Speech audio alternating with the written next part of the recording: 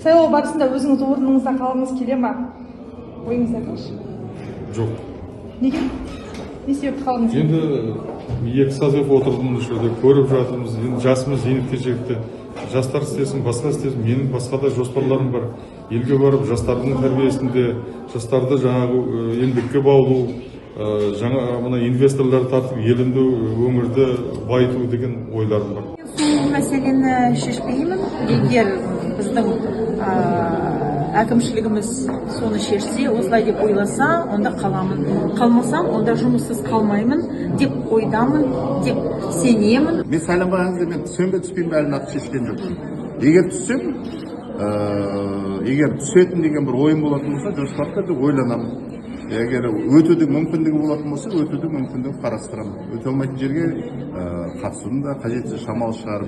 Вообще этот вопрос решает народ страны, голосует народ Казахстана.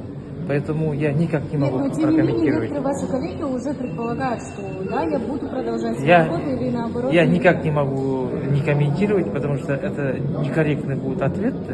Вообще, во-первых, нужно, конечно, пройти, во-вторых, должен быть съезд. То есть я сейчас никак не могу прокомментировать, потому что этот вопрос будущего. Ну, я же сказал, no comment.